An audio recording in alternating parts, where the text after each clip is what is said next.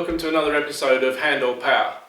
And today I'm going to be preparing a sliding dovetail, and I'm also going to show you some of my archive footage cutting a dovetail housing, because I did that fairly recently on my hand cut joint series.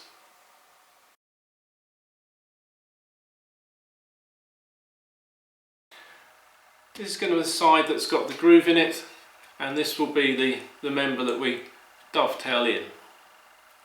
First thing I want to do is set my marking gauge to no more than half the thickness of the component, so we don't reduce its strength too much. Mark out roughly where our joint's going to be. I'll put it roughly there, and then we'll just scribe a line to the depth that the dovetail is going to go.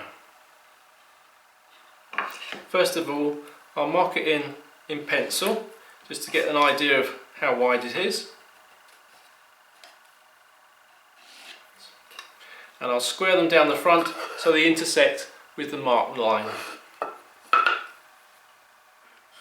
Now I can bring in the angled guide and I can create the dovetail so it meets at the marked line and to the width of the component, like so.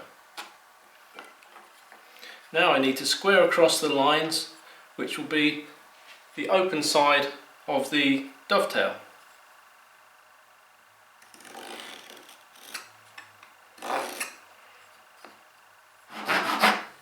Bring your guide in, lean the saw over.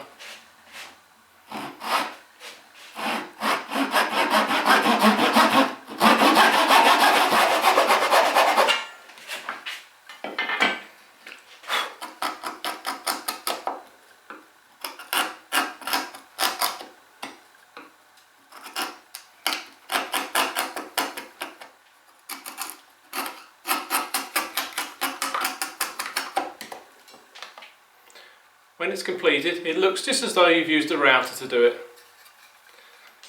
And now all we need to do is prepare the dovetail on the end of the other component that will slide into this.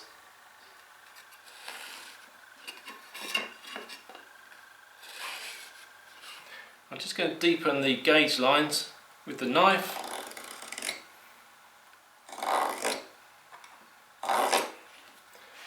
And then we can use the chisel to pare away the slope of the dovetail.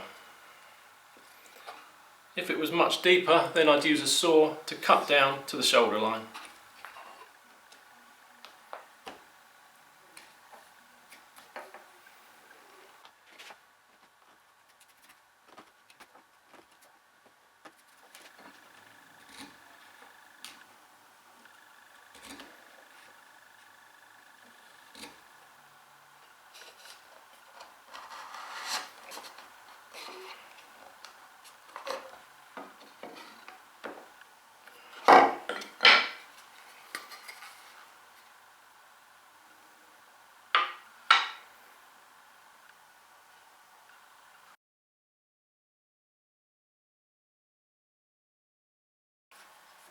So I first knife a line in perpendicular to the front edge, which will take the very top of the shelf.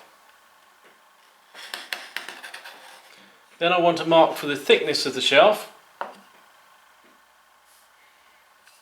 and square that to the back.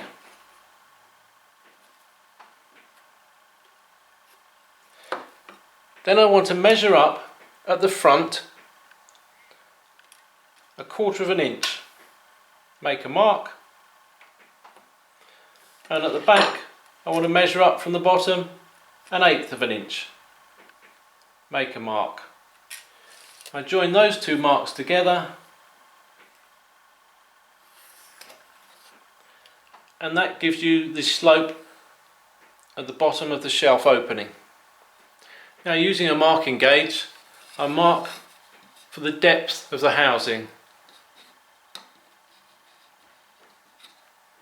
Then I knife in the top of the groove down to the gauge mark, and I knife in the slope line for the bottom of the groove.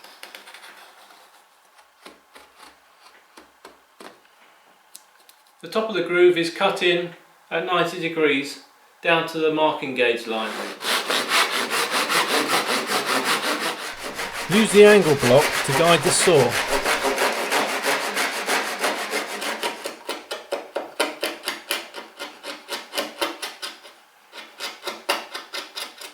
The bottom of the groove can be cut with a router plane, or you can just continue with chisels, checking with a straight edge. Once the groove's completed, we can mark out for the shelf.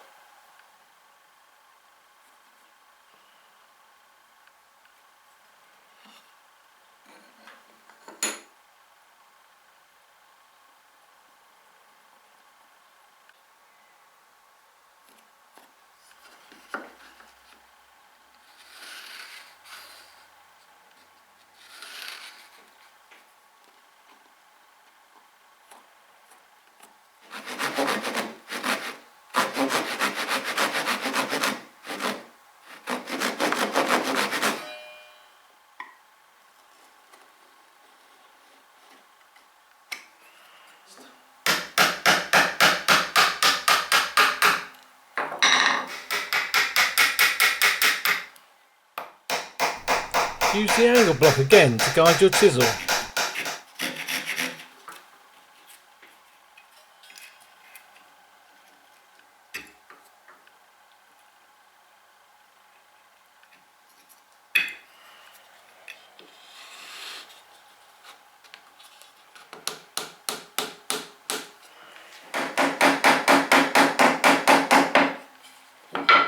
So we're flush on the front. We've got tight joint lines on the top and underneath, and although there's no glue on this, there's no way I can pull it out.